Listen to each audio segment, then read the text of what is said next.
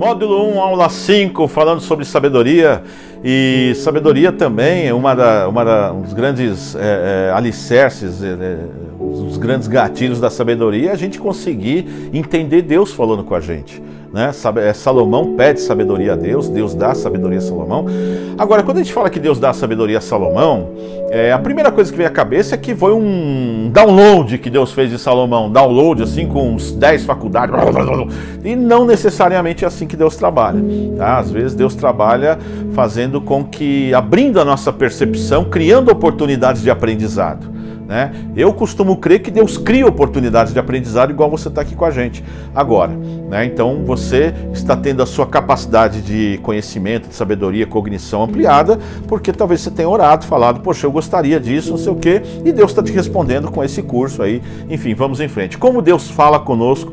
No vídeo passado, na aula passada, eu falei que Deus fala com a gente através de diversas formas. É importante que a gente não fique preso à capacidade dessa força criadora infinita que é Deus falar, né? Eu creio que se Deus quer falar, Ele fala do jeito que quiser, mas nós estamos viciados a entender que Ele fala pela palavra. Mas Paulo diz, por exemplo, que Ele fala através da criação, Ele fala através da existência, e Ele chega a dizer que não vai ter desculpa para os romanos de não ter conhecido a Deus, e ele diz assim, Romanos 1:20, por meio de tudo o que ele fez, desde a criação do mundo, podem perceber claramente seus atributos invisíveis. Em outras palavras, você pode perceber Deus através da criação, seu poder eterno e sua natureza divina. Portanto, não tem desculpa alguma. Ele está dizendo para os romanos, Paulo, mas ninguém vai ter desculpa de dizer, eu não sabia. Como você não sabia, rapaz? Olha o absurdo que é a existência. Olha o milagre que é que isso está acontecendo.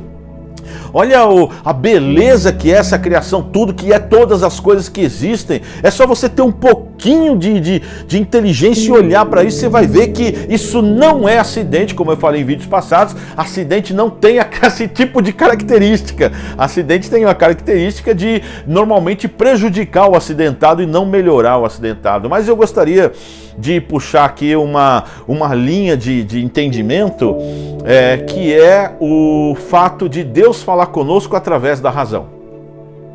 Deus fala conosco através da razão. Eu vou voltar no final da aula passada. No Evangelho de João, capítulo 1, verso 1, João era o apóstolo. Os evangelhos, o Novo Testamento todo foi escrito em grego. E João, ele vai então, imagina você que João era um jovem que andou com Deus, andou com Jesus. Esteve 3 anos andando com Jesus, pessoalmente. Ali, juntinho, dormia junto, almoçava junto, acordava junto, caminhava junto, aprendia, perguntava, conversava, ouvia. Esse é João. E João então vai escrever o evangelho dele, vai escrever a impressão dele, dessa experiência que ele teve com um homem Deus. E ele começa essa experiência dizendo assim, no princípio era o verbo. O que é verbo? Verbo é ação, verbo é movimento. João está dizendo, no princípio era uma ação, um movimento. Só que a palavra que ele usa, verbo, é uma palavra, em grego, chama-se logos, foi traduzida como verbo.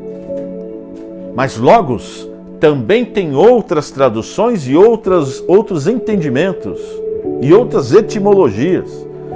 Então, para você ter uma ideia, João diz assim, no princípio era o verbo estava com Deus e o verbo era Deus. João está dizendo que Deus é um movimento, que Deus é uma ação. Não é um movimento qualquer, é uma ação inteligente.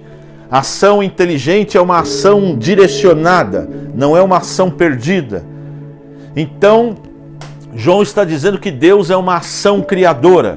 Se nós traduzirmos como pegarmos no original do grego, que é logos, logos é uma palavra que deu origem à palavra lógica. No princípio era lógica, a lógica estava com Deus e a lógica era Deus. Não é possível, não aceito essa tradução da lógica porque Deus não é lógico. Deus não é lógico, mas Ele usa a lógica. Deus usa a lógica. Essa palavra logos também deu origem à palavra ela pode ser traduzida como razão. Então ficaria assim, no princípio era a razão estava com Deus e a razão era Deus. Falar que Deus é razão é falar que Deus é racional. Deus não é racional. Não é impossível a gente pensar Deus em toda a sua completude. É impossível. Mas Deus não é simplesmente razão. Deus também é razão. E falar então que Deus é razão, falar então que Deus é lógica, é algo que choca todo mundo. Mas, queridos, Paulo está dizendo que quando a gente olha para a criação, a gente vê Deus. A gente vê a presença dele e a mão dele. Aí eu desafio você, olhe para a criação. Olhe para o mundo.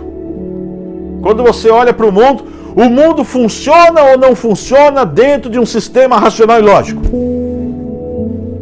O mundo só funciona dentro de um sistema racional e lógico. Eu falando com você aqui agora, nós estamos num sistema racional lógico, por mais maluco que seja. Alguém inventou a câmera, alguém inventou o microfone, alguém inventou luz e tudo mais, não sei o que. Então, o sistema, então, tudo que foi inventado através da física, através de estudo e conhecimento, são sistemas lógicos. Não coloque gasolina no seu carro para você ver se seu carro anda. Não anda, fica sem comer, tu passa fome, tu fica doente. Sistema lógico, isso é lógico, isso é óbvio. Primeiro entendimento que a gente tem que ter das coisas de Deus é que Deus usa a lógica e a razão. Quando a razão e a lógica chegam no limite, termina, porque razão e lógica e inteligência tem fim. Tem fim. Humana, não a divina. A razão humana, a inteligência humana tem limite.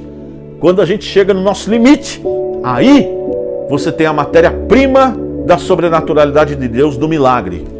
Para você sofrer um milagre, para você ter um milagre, você tem que ter nas suas mãos a impossibilidade humana. E eu creio que não é o caso aqui nesse curso. Nós estamos diante da possibilidade. E a possibilidade é que você tem que fazer a sua parte, tem que prestar atenção, tem que entender, né? E você entendendo, colocando isso em prática, então sofrerá uma transformação lógica. Lógica. Tem gente que põe a transformação só no âmbito sobrenatural. De fato, existe uma transformação sobrenatural, mas a transformação sobrenatural ela não vai te colocar onde você quer na questão do sucesso. Você vai ser uma bênção se você for transformado sobrenaturalmente pelo poder de Deus. Mas você não necessariamente vai chegar onde é o seu propósito, né? Mais para frente eu explico isso, fique em paz. Mas o fato é que se a gente pegar a palavra logo, substituir por razão, no princípio a razão estava com Deus, a razão era Deus, Deus usa a razão. O médico chegou para mim e disse assim, sua esposa tem câncer, fizemos tudo que podia ter feito, não tem mais nada para ser feito. Ou seja, ele esgotou todas as possibilidades da inteligência humana e da razão. Quando ele esgotou todas as possibilidades da inteligência humana e da razão, o médico até disse para mim assim, agora é só Deus. Ele falou certo, agora é só Deus. Então, se agora é só Deus, eu tenho a matéria-prima do milagre, que é a impossibilidade humana. E sabe o que aconteceu? Deus foi bom comigo, me devolveu minha esposa. Ela está curada hoje, graças a Deus. Então, amados, razão tem limite, mas enquanto você não esgota o limite da razão, use a razão. Eu estou cansado de ver gente que chega para mim e fala assim, pastor, eu vim para a igreja porque eu quero que o senhor ore para o meu namorado vir para a igreja também. Cadê ele? Está preso. Por quê? Porque é traficante. Mas você é da igreja e foi namorar com traficante? Pastor, me apaixonei. Mas não tinha opção dentro da igreja? Ou em outras igrejas? Ou não tinha opção de escolher pessoas que têm mais a ver com aquilo que você quer para a sua vida? Ou seja, a pessoa desliga completamente o cérebro, não faz uso da razão, ela puxa o sofrimento para si, se afunda na vida, se arrebenta, aí depois vem buscar aquilo que só um milagre pode fazer.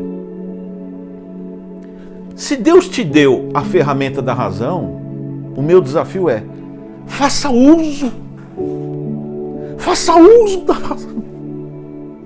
Faça uso da inteligência. Não precisa ser muito inteligente para saber que se você andar com determinado fulano, tu quebra a cara, andar com ciclano, tu quebra a cara. Não precisa ser inteligente para saber disso. Isso está óbvio. Deus te deu essa capacidade de você enxergar o óbvio. Faça uso disso, queridos. Só nisso você já vai melhorar a sua vida muito. Tem pessoas que dizem assim: eu não acredito em Deus. Mas a pessoa é bem de vida, rica, bem situada. Você não acredita em Deus, mas você faz uso da inteligência. Ah, claro, faço uso da inteligência, da razão, estudei, me esforcei, não sei o quê. Se você faz uso da inteligência e da razão, você está fazendo uso de um dos atributos de Deus. Não podia dar errado. Não tem como você semear morango e colher arame farpado. Também não tem como você semear arame farpado e colher morango.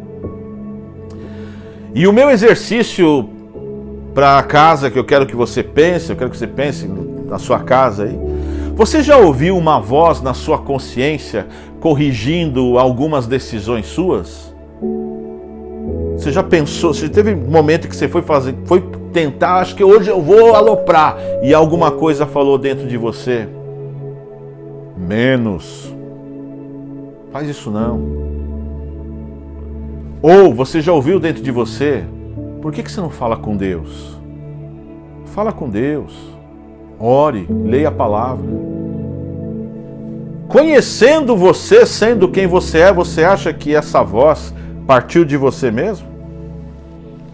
Você acha que você é a pessoa que pensa em orar, ou você acha que é que Deus que está te atraindo para Ele? Você acha que Deus está falando com Ele? Nós acabamos de falar que Deus é razão. Qual a origem dessa lucidez que te constrange? Você acha que é os seus pensamentos mesmo? Não queria falar nada não, mas eu sei o que você pensa, hein?